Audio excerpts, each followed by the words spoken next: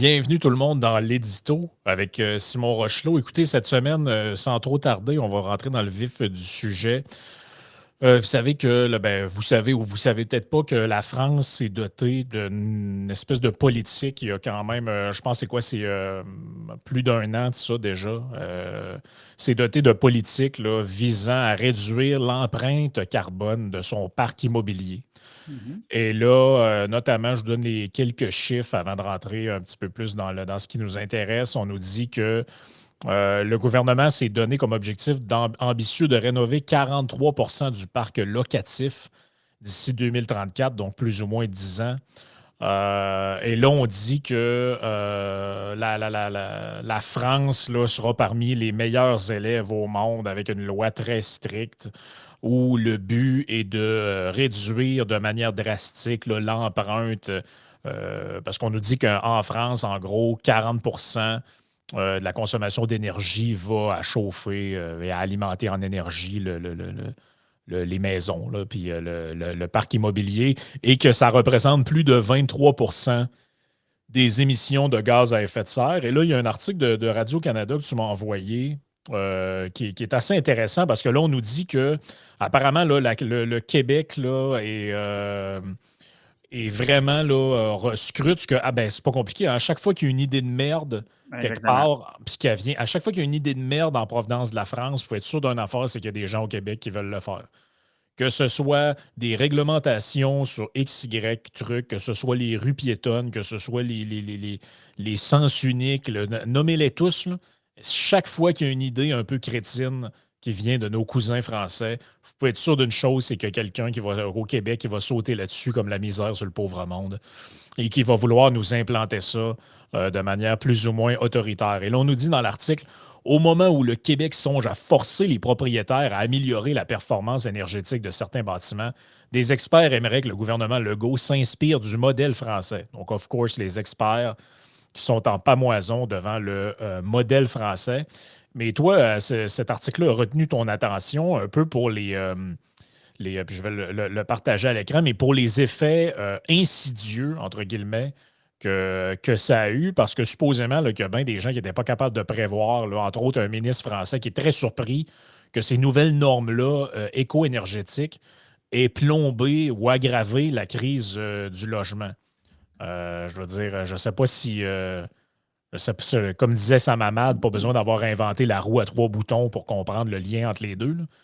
C'est que si plus vous mettez de réglementation sur l'habitation, plus vous mettez des bâtons dans les roues aux propriétaires, plus vous faites augmenter le prix, plus vous donnez du fil à retordre aux gens qui se cherchent un logement à bas coût.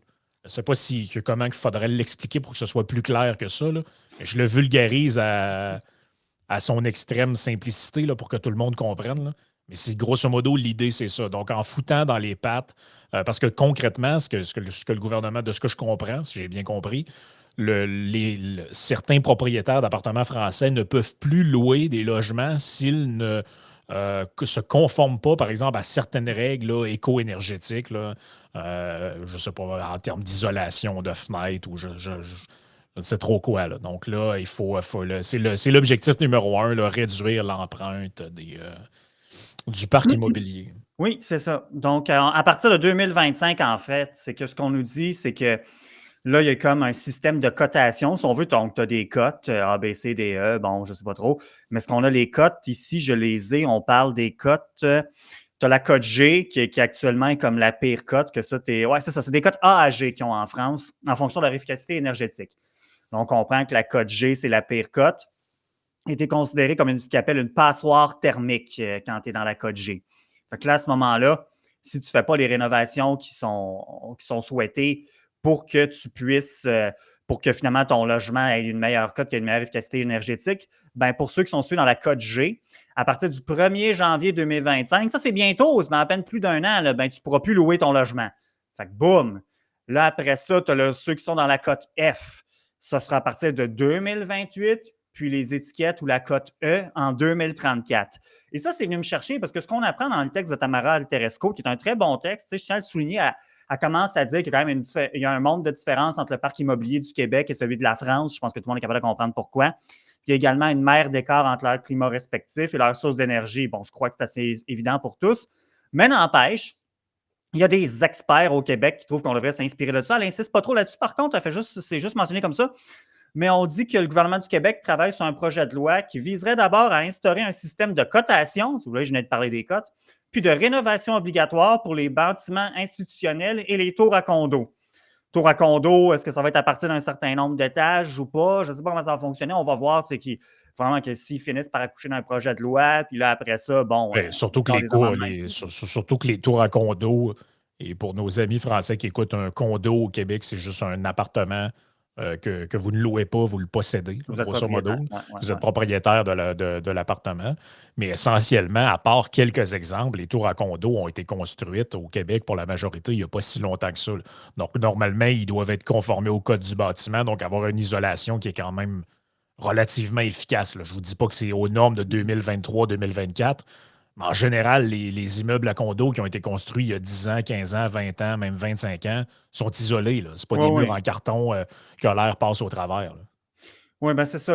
Si je me rappelle bien, la copropriété, ça a commencé à prendre de l'ampleur à la fin des années 80 au Québec, mais c'était déjà autorisé depuis plusieurs années. Je ne me rappelle plus depuis quand exactement, mais c'est un phénomène d'une trentaine, 30, 35 ans maximum là, que ça a commencé vraiment à avoir un certain envol. Mais cela étant dit, bon, Québec travaille là-dessus parce que, comme tu disais en introduction, ben, chaque fois qu'il y a une idée de marde qui part de la France, ça a l'air qu'il faut la reprendre, avec tout le respect que j'ai pour nos amis et nos auditeurs français, évidemment, là. Votre pays est magnifique, j'adore votre culture. Moi, j'aime beaucoup le peuple français, mais Seigneur que c'est un dumpster fire, par exemple, vos politiques. Là, je suis désolé. C'est Ben, vraiment un en fait, c'est conteneur en qu'on. flammes. Ben, puis c'est qu'en fait, on est vraiment dans un cas typique de problème auto-infligé, là. Mm-hmm.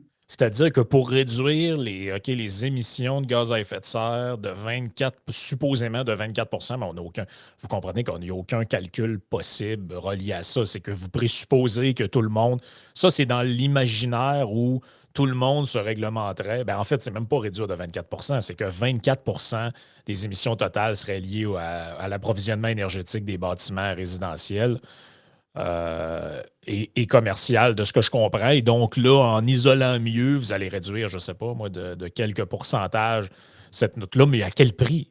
À quel prix? À quel coût Mm-hmm. social? Tu sais, si c'est des milliards de dollars, quel est l'intérêt de faire ça? Puis l'autre affaire qui me sautait aux yeux quand je voyais ça, je me disais, mais pourquoi maintenant? Pourquoi maintenant? On nous dit qu'on est dans une ère de réchauffement climatique. Il n'a jamais fait aussi chaud. On est dans le dernier hiver arrive, comme disait, j'allais dire Nick Suzuki. Ça, c'est pas Ouais. le même. Comme disait David Suzuki et Georges Larac, ça va être le dernier hiver. La crise climatique est à nos portes, les feux de forêt, tout ça. Et c'est là que vous envisagez de forcer les gens à modifier leur maison, leur appartement pour les rendre plus efficaces l'hiver, là. En tout cas, Ben, c'est vrai que c'est je un peu. comprends qu'il y a comme quelque chose, on dirait qu'il y a comme quelque chose qui n'a pas de sens là-dedans, là. Tu sais, dans le fond, tu te dis, OK, vous allez faire ça pourquoi? Pour les 20 prochaines années, puis après ça, ça ne servira plus à rien, là. Et d'autant plus que le plus débile dans tout ça, c'est les gens qui veulent ramener cette idée-là au Québec. Au Québec, ce que vous devez savoir, c'est que la majorité, pour ne pas dire la quasi-totalité des maisons sont chauffées à l'électricité. Donc ici, mazout, tout ça, c'est en voie de disparition. Il y a un peu de bois, mais grosso modo, l'énergie, c'est faite à l'hydroélectricité, qui n'est pas une énergie qui émet des GES, là. Ou en tout cas très peu si on calcule l'empreinte globale. Fait que d'un, ça n'a pas rapport. Ce n'est qu'une tentative d'essayer de ménager la chèvre et le chou avec un réseau qui a besoin d'investissement et comment on ferait pour que les gens prennent moins de courant, tout ça. Donc, c'est zéro en affaire d'environnement. En tout cas, c'est pas un truc de pollution, d'un. Et de deux, il y a des climats dans ça qui sont pas comparables. Je veux dire, en France, il fait quoi l'hiver? C'est quoi la température moyenne en France l'hiver, là? Sûrement C'est qu'on. degrés, peut-être, mais dans la région parisienne, je ne sais pas, moi, Ben, quelque chose comme écoutez, ça. je vais le chercher. Température moyenne, hiver, France. La Ben, je- température normale de la saison hivernale en France est de 5,4 degrés. Hmm. Cherchons maintenant Québec. Température moyenne, hiver, Québec. On est On est. Attendez, cette stats-là a l'air plus. A l'air plus compliquée un peu à obtenir Mais je pour le pense que ce serait Québec. mieux d'y aller par région, parce que tu sais, le Québec, c'est inclus le Grand Nord, là, québécois, puis même la France, si tu as la Côte d'Azur, tu as la Normandie, tu as la région parisienne qui peut avoir chacune des climats différents, mais C'est ça, mais mettons qu'on fait un ordre général de tu sais, des moyennes. Là. Bon, au Québec, le chiffre que j'aurais ici, c'est -11. mon Dieu, OK. Donc, ça, c'est la Oh, on n'est pas en même moyenne. place. Vous comprenez que ça n'a rien à voir. Là. Vous Mais tu sais, comprenez que ça n'a rien à voir avec des pics en plus ici, parce que c'est le problème, entre autres, du mhm, Québec, ce sont les pics énergie. Ce sont les journées, les pics dans une moyenne. Donc, mettons qu'on tourne aux alentours de -11, -15. Mais ça veut dire que des fois, on est à 0, des fois, on est à 2, des fois, on descend à -10, mais des fois, ça descend à -29, -30, -35. Et c'est là que le réseau est absolument surchargé. Des chiffres que vous ne verrez pas en France. Vous ne verrez pas en France. C'est ça. Et donc, ça, c'est le deuxième aspect qui fait la différence. Tu vois, c'est ça, j'ai moins. Sur Wikipédia, on disait à peu près -15. Température moyenne mensuelle en hiver, c'est -15, avec des pics justement à -35.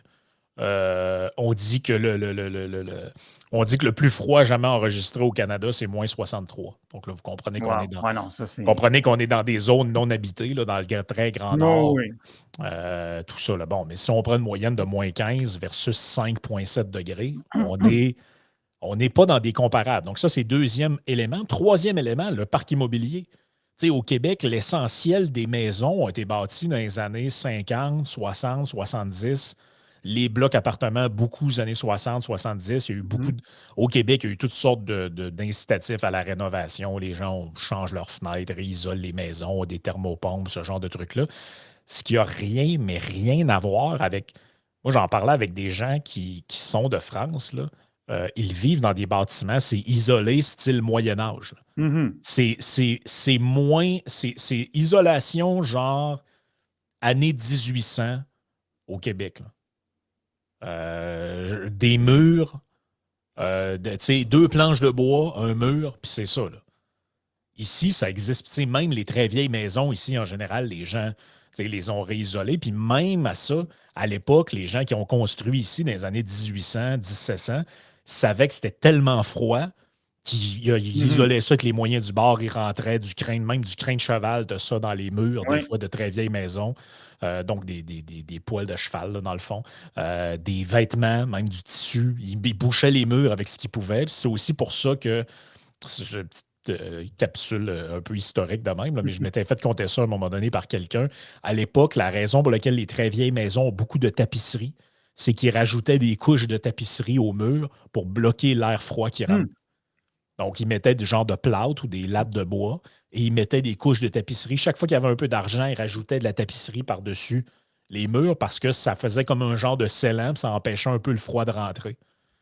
En URSS, le monde mettait des tapis sur les murs. Pas de la tapisserie, mais des tapis. Vraiment des tapis. C'est parce que justement, c'était des blocs construits trop tout croche. Puis avec les moyens du bord, ben, c'est pas un tapis qui allait à la tête, tu le mettais sur le mur, ça faisait de la décoration en même temps. Mais bref.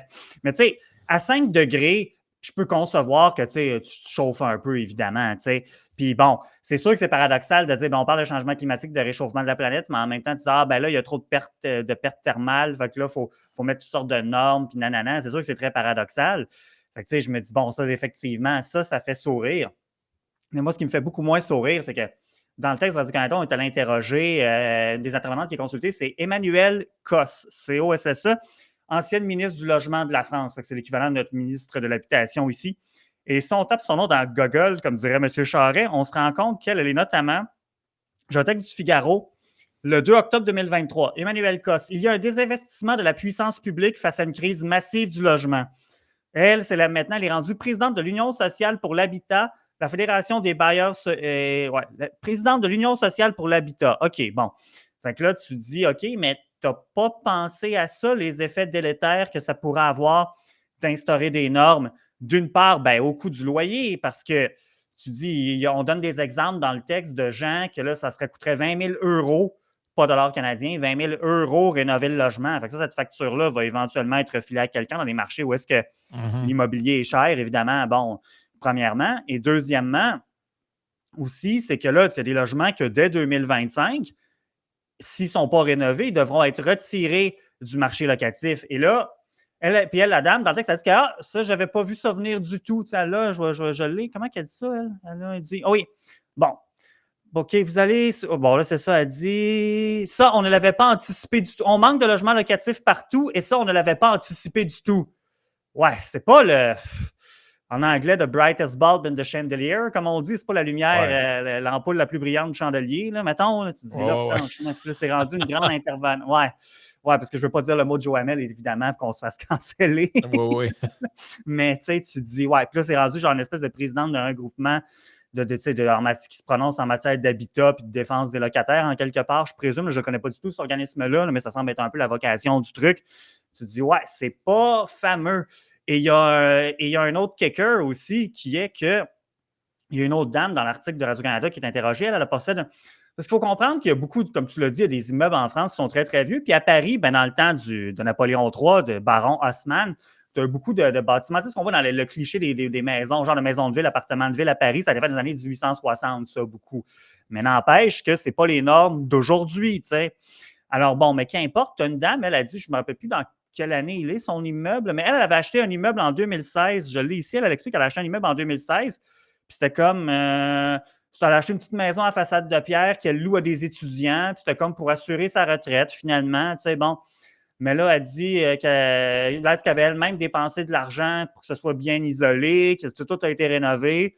Mais malgré tout, son logement a été coté E. Parce que c'est ça l'affaire. Tu te dis, moi, mon logement, il date, mon condo date du début des années 2000, donc c'est une construction assez récente, mais il peut y avoir quelqu'un un moment donné qui va arriver et dire que mon condo, il n'est pas conforme aux nouveaux matériaux de l'ère spatiale ou je ne sais pas trop quoi, puis là, finalement, je me ferai remettre avec une cote qui n'a pas rapport. Fait que personne n'est à l'abri de ça jusqu'à un certain point. Puis là, cette dame-là, elle a tout simplement renoncé à rénover son logement, puis elle dit, bon, tant pis, ça va être une perte, c'est tout, parce que elle, vu que c'est considéré comme patrimonial, c'est une ancienne maison en pierre, etc., elle est limitée ces rénovations qu'elle peut faire. Elle ne peut pas mettre de panneaux solaires, tu vois, pas le droit de pompe à chaleur, pas de cheminée sur le toit, pas de panneaux solaires, c'est un truc de fou. Parce que c'est considéré comme patrimonial, son affaire. Mais ici aussi, au Québec, tu as des bâtiments qui sont considérés patrimoniaux. Puis pour l'avoir vu un peu du temps que je suis au municipal, que je m'impliquais en politique municipale, des fois, ça ne prend pas grand-chose que ton bâtiment se fasse désigner comme patrimonial. Là. C'est sûr que c'est quand même moins fréquent qu'en Europe, on le comprend bien, là, mais des fois, j'ai vu des affaires passer. Là, comme, ouf, OK, ça a l'air que c'est patrimonial, cette affaire-là. Là. Fait que, tu dis, on est à l'abri de ça, nous autres, puis même s'ils mettent ça, ça va considérer qu'une fraction de, d'une part, bravo pour l'empathie, on repassera, premièrement, puis deuxièmement, rien qui dit que vous ne serez pas visé par ce genre de mesures-là éventuellement. Puis non, je trouve ça complètement, irréfléchi, en fait, puis vous irez lire le texte qu'on a mis à l'écran. Là. Il y a des paragraphes, tu te dis, j'en reviens pas comment c'est choquant, comment tu peux être autant comme, être déconnecté. J'essaie de trouver une meilleure qualificatif parce que c'est un peu cliché de dire ça, mais je trouve que c'est tellement. Mais ça n'a pas rapport. Ça n'a tout simplement pas rapport. Puis là, encore une fois, tu sais, quand on dit qu'il faut savoir faire le lien en différents sujets. Bon, la dame, l'ancienne ministre française qui se soucie de la crise du logement, si je me fie à ses implications sociales, n'avait pas fait le lien que de telles mesures auraient un effet sur le logement. Là, c'est ça aussi, si on en parle de plus en plus au Québec, c'est un des sujets d'actualité, évidemment, l'accès au logement, à la propriété, etc. Là, pensez-vous que ça va aider ou ça va nuire, ce genre de patente-là? Là? Poser la question, c'est y répondre en quelque part, puis je reviens là-dessus. À chaque fois qu'il y a une mauvaise idée qui sort de la France, il y a tout le temps quelqu'un qui s'empresse de vouloir la ramener ici. C'est ça. Là. Mais tu sais, si on regarde quand tu regardes les indicateurs d'isolant, c'est tout le temps mesuré en R. Là. Donc, c'est R10, R40, tout ça. Tu sais, je faisais juste le test de regarder. Au Québec, depuis 2012, les normes d'isolation, par exemple, d'un entre-toit, c'est du R41. Là. R40, R41. Et là, on nous dit, je regarde sur un site français, sur l'isolation des toits. Et on nous dit il faudra bénéficier d'un R supérieur à 4,5. On ne parle pas des mêmes trucs. Là. Je ne sais pas si ces indicateurs-là. C'est-tu les mêmes? Des fois, les normes européennes, normes américaines. Nous autres, c'est-tu des trucs, tu sais, barème impérial ou je sais pas trop, là? Je connais pas trop ça, ces Ben, trucs-là, c'est mais c'est ça que c'est ça que je sais pas. Si des gens ouais, il y a des gens connaissent mieux mmh que moi ce genre de truc-là, j'aimerais ça que vous nous précisiez un peu à quoi on réfère exactement, parce que là, selon l'isolant que vous mettez, ça va être différent. C'est, je sais pas, moi, polyuréthane versus de la laine soufflée ou encore des panneaux isolants qui ressemblent un peu à de la mousse, là. Donc, ça change, mais il y a une chose qui est sûre, c'est que euh, il y a clairement la France. Je vois pas pourquoi le Québec essaie de s'inspirer des trucs français, parce que la France est clairement un mauvais joueur en cette matière-là. Quand je dis mauvais joueur, c'est-à-dire qu'ils sont clairement mal adaptés, même à leur propre climat, depuis très longtemps, là. mh. C'est-à-dire que, tu sais, moi, puis j'en parlais il n'y a pas longtemps avec Jérôme Blanchet-Gravel, il me disait, tu sais, au Québec, les gens sont habitués l'hiver d'être en chandail à manches courtes et nu-pieds dans leur maison. En France, c'est l'hiver, tu te mets un col roulé, puis Exact, exact. tu te promènes avec une petite laine, puis tout ça, puis les gens considèrent ça culturellement normal. Pas juste en France, ailleurs, un peu partout, à bien des Ailleurs, endroits en Europe, à bien des endroits en Europe. Donc ici, depuis toujours, on est habitué qu'il fait chaud l'hiver. Il fait chaud l'hiver dans la maison. Il y a des places, c'est encore pire que ça. Le prof Caron nous disait qu'à Astana, au Kazakhstan, il peut faire 30 en plein hiver. Les gens chauffent puis ouvrent les fenêtres quand il fait trop chaud, là. mmh Il y a comme un côté culturel à ça. Mais en même temps, comme je dis, tu sais, si le Québec, c'était le parc immobilier de la section du Vieux-Québec où il y a des maisons construites en l'an 1600, si c'était ça au complet, ou en grande majorité, notre parc immobilier, on n'aurait pas cette conversation-là, là. C'est-à-dire que ça ferait longtemps que les gens auraient essayé d'améliorer ça mh. parce que sinon, de l'hiver, tu crèves, là. C'est pas compliqué, là. En étant en manquant d'isolation à ce point-là, quand tu arrives avec des pics de -30, -35, tu ne peux pas survivre si tu n'as pas au moins de chauffage au bois ou sinon, tu sais, même les calorifères, Ben oui. les plaintes de chauffage viendraient presque à exploser, là. Mais tout ça pose la question un peu encore de qu'est-ce que vient foutre le gouvernement tu sais, c'est que là, au nom Ah, de l'environnement, la vie privée n'existe plus. C'est que les dirigeants sont là dans une espèce de mode un peu éco-fasciste où euh, ben, je au nom pense de l'environnement, on rentre dans vos maisons, on vous dit comment vous devez isoler, quel type de matériaux vous devez mettre, qu'est-ce que vous devez faire. Vous n'avez plus le droit de consommer l'énergie de telle manière, vous devez couper le courant, vous devez fermer le... Tu sais, un peu la fameuse phrase, on s'est moqué de Fitzgibbon avec son truc pour partir le lave-vaisselle à minuit, mais je pense pas qu'il niaisait tant que ça, moi. non. Moi, je pense que ces gens-là, ils veulent être en mode ils veulent nous contrôler par un espèce de système de rationnement. Ça me paraît évident. Et moi, je pense qu'il faut lutter contre ça. Il faut remettre ces gens-là à leur place, c'est-à-dire en dehors de chez nous. Tu sais, quand tu arrives au pied de la porte, là, en fait, quand tu mets le pied sur mon terrain, tu n'as plus d'affaires à me dire comment je devrais me comporter. Au même titre que votre épicier du coin, votre supermarché, n'a pas à vous dire que vous n'avez pas le droit d'acheter des pains à hamburger ou des steaks, là. C'est vous, vous allez à l'épicerie, vous avez de l'argent, vous payez. Du moment que vous volez rien, ils sont Mmh censés vous servir et vous donner ce que vous demandez. Ben, moi, je paye mon compte de courant. Je m'attends à ce que quand j'ouvre la lumière, le courant soit là. Je m'attends à ce que quand je parte le chauffage, la fournaise fonctionne. Et le reste, ça ne les regarde pas. Je paye et c'est tout, là. Et que ça Ben, vous plaise ou pas, moi, c'est ça ma vision là-dessus. Il y en a qui diront que ouais, mais il faut penser aux autres, les énergies renouvelables, puis tout ça. Ouais, mais ça, c'était à vous. Vous avez décidé que c'était votre responsabilité, c'était à vous de le planifier, c'était à vous de vous arranger pour que l'énergie qui arrive dans les maisons soit propre. Vous avez dit que vous occupiez de ça. Tu sais, les gouvernements sont là, c'est les trucs stratégiques, on ne peut pas laisser ça au privé, c'est nous autres qui gèrent ça, l'énergie, puis c'est des affaires trop stratégiques pour être laissées à des intérêts privés. Ben là, ça, c'est votre problème. C'est vous qui avez décidé que c'est vous qui êtes trop incompétent pour faire en sorte que quand je pars le chauffage, c'est de l'énergie propre qui fait partir le chauffage. Ça, c'est votre problème. C'est votre problème. ben, moi, j'ai une hypothèse pour expliquer un peu c'est quoi la volonté du gouvernement, qu'est-ce qui motive le gouvernement du Québec à agir ici. C'est que c'est encore une fois, appelons-le comme on veut, là, un complexe de Napoléon, un complexe d'infériorité, je sais pas trop, la grenouille qui se veut plus grosse que le bœuf, appelons-le comme on veut, mais c'est encore l'idée qu'il faut que le Québec soit premier dans tout, ou en tout cas, tu sais, qu'on soit le leader dans Oui. quelque chose. Tu sais, on l'a vu pendant la pandémie, on l'a vu pour sauver la planète avec un tramway ou je sais pas trop quoi, là. Tu sais, c'est un peu le même principe, c'est que tu dis, même si nos bâtiments sont probablement beaucoup mieux isolés que bien des bâtiments français, ne serait-ce que parce que, bon, c'est pas les mêmes normes de construction, on s'est déjà plus adapté à notre climat, qui était déjà beaucoup plus rude que l'air, qu'on a des constructions beaucoup plus récentes, évidemment aussi, ben on se dit, c'est toujours l'idée de rajouter une couche de plus, parce que je veux dire, la lutte au changement climatique, évidemment, le but, c'est pas de jeter de l'huile à moteur dans le lavabo, là, tout le monde a compris ça, mais en même temps, non, mais c'est parce qu'il y en a qui pensent que quand on critique, c'est des gens, quand on critique certaines politiques vertes, qu'on est comme, c'est parce qu'on est contre l'environnement, mais selon moi, ça n'existe pas être contre l'environnement vraiment, là, à part peut-être des exceptions extrêmes, là, mais bref, bon, ça pour dire que je veux dire, c'est ça l'idée, c'est que c'est toujours de pousser, de toujours amener ça plus loin, plus loin, plus loin. Il faut dire qu'on est premier, qu'on fait donc mieux que telle ou telle place, même si au final, l'impact qu'on va avoir sur les gaz à effet de serre ou le réchauffement climatique ou peu importe sera infiniment petit, sans dire pour autant qu'évidemment qu'on ne doit rien faire et être les plus grands pollueurs, mais c'est un peu ça l'idée, c'est que tu dis, bon, ben, c'est ça, on veut avoir l'air, on veut se badrer de vertu, on veut montrer qu'on est les leaders dans quelque chose.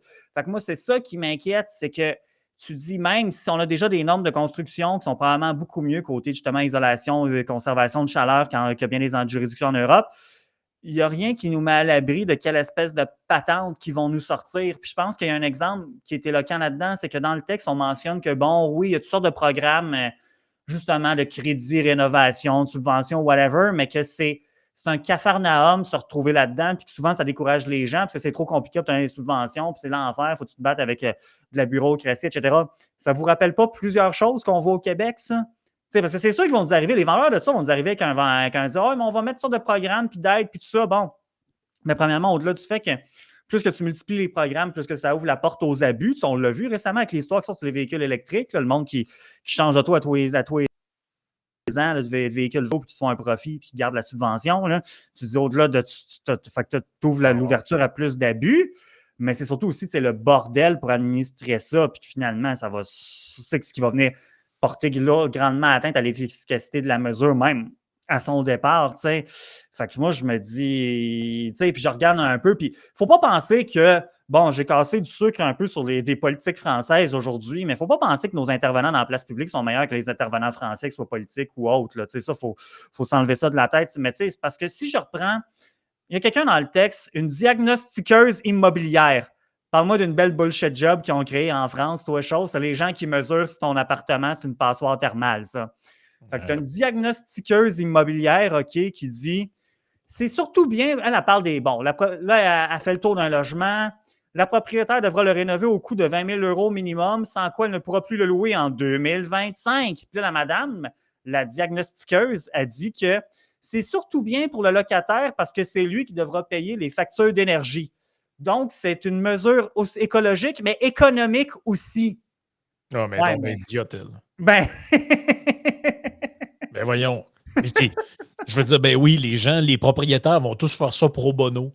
Ben oui, j'ai 12 logements, j'ai 12 unités de logement que je loue et je vais mettre 20 000 dans 20 000 € dans chaque. Et il n'y a rien, je ne refilerai pas cette facture-là à mes locataires. Ben oui, ben oui.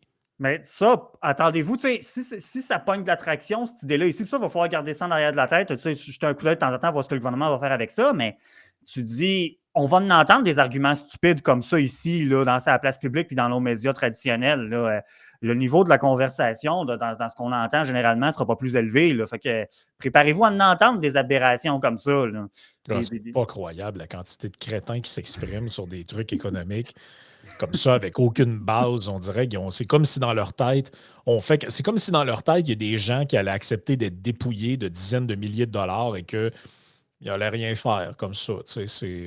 Ça fait penser à quand ils disent on va augmenter les impôts des plus riches, ça va être merveilleux, ils vont payer plus d'impôts, on va avoir plus d'argent, on va donner des bains à des gens âgés dans des maisons pour vieux. Ben oui, mais vous avez jamais caressé l'idée que les gens, si vous augmentez leurs impôts, vont peut-être se verser, pour ceux qui en ont le contrôle, des plus petits salaires pour ne pas payer ces nouveaux paliers d'imposition-là. Ils vont diminuer leur salaire, ils vont travailler moins pour gagner moins, pour vous en donner moins. Ils vont essayer de déplacer leur argent dans d'autres trucs, ils vont l'investir dans leur entreprise, etc., plutôt que de le donner à l'État. C'est comme s'ils n'ont aucune conscience que les gens modifient leur comportement. Tu sais, Si, mettons, vous construisez une rue, là, puis vous foutez un rond-point en plein milieu de la rue, là, vous dites, ah, c'est le fun, les gens qui arrivent ici vont faire le tour du rond-point. Est-ce que vous êtes capable d'envisager la possibilité que les gens qui circulaient par là et que c'était pas nécessaire avant vont juste prendre une autre avenue pour aller du point A au point B et n'emprunteront plus votre rue de merde avec un rond-point en plein milieu de la rue qui les dérange ou les importune. Ben, c'est un exemple un peu stupide, mais c'est ça la réalité. Un peu comme des chaînes d'épicerie comme Maxi, qu'à un moment donné, ils se faisaient voler des paniers. Puis ils ont décidé qu'il y avait une espèce de système où tu mettais de l'argent pour débloquer le panier d'épicerie. Puis un moment donné, ils ont tout abandonné ça parce que les gens, c'était tellement un pain in the ass pour eux qu'ils faisaient juste aller dans une autre épicerie à côté. Fait que là, ben, maintenant, ils ont dû faire le calcul que, bon, OK, parfait, j'accepte de perdre un panier par année ou un par mois ou tout ça, puis je vais mettre ça dans mes pertes plutôt que de perdre une trop grande partie de la clientèle que ça fait tellement suer ce système-là qu'ils veulent juste plus venir dans mon établissement. Ben, c'est la même chose avec les règles du Mhm. gouvernement, puis avec la législation que vous essayez de mettre en place, c'est que les gens vont contourner ces trucs-là. Puis non seulement ça, mais c'est des atteintes qu'ils font aux droits de propriété. C'est-à-dire que ça envoie un mauvais signal de marché, ça envoie un signal que des gens qui pensaient acquérir une propriété. Imaginez, là, il y a des gens à la France, dans beaucoup d'endroits, c'est un pays de tourisme incroyable.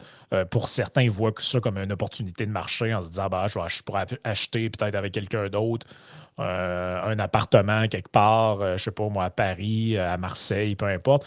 Et moi, je vais y aller quelques mois par année, puis je vais le louer le reste du temps. Alors, je ne peux plus le louer, je ne me conforme plus aux normes. Moi, peut-être que finalement, je n'irai pas là, puis je vais aller ailleurs, dans un autre pays ou dans un autre endroit qui ne m'exige pas ce genre de truc-là. C'est comme s'ils réfléchissent à Mhm. rien de ces affaires-là. À chaque fois qu'ils mettent des bâtons dans les roues et qu'ils briment la liberté des gens de faire ce qu'ils veulent avec leurs biens, leurs propriétés, ils n'ont jamais à l'esprit Tu sais, c'est très possible que les gens qui louent des unités de logement, qui, bon, faisaient ça quand même pas trop cher. Oui, c'est un peu mal isolé, mais c'est pas cher. Souvent au Québec, d'ailleurs, Mhm. quand tu loues un appartement, puis c'est que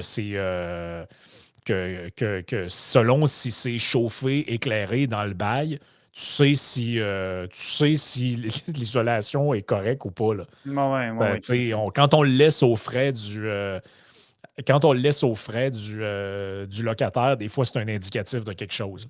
Ben, si vous commencez à jouer là-dedans, vous allez restreindre l'offre de logement, puis vous allez créer des problèmes. Pourquoi moi, je sais ça intuitivement, Mais pas eux autres. mais pas eux autres? Mais Mais c'est à quel point il faut être crétin, hein, Mais c'est ça qui est choquant, c'est que ces gens-là qui se pensent donc bien brillants, qui pensent savoir tout, mais qui plus souvent qu'autrement pensent à rien ou à pas grand-chose, ben c'est ces mêmes gens-là qui ont très peu de considération, voire qui ont du mépris pour justement les choix qu'on peut faire pour nous individuellement. Ils n'ont aucune considération pour les décisions qu'on veut bien prendre pour nous. Tu sais, la dame, l'ancienne ministre française, elle mentionne, elle dit, bon, ça fait 15 ans qu'on dit qu'il faut rénover, explique Emmanuel Cosse. Donc, on a mis un coup près, une obligation de faire les travaux parce que les Français ont du mal à fonctionner autrement.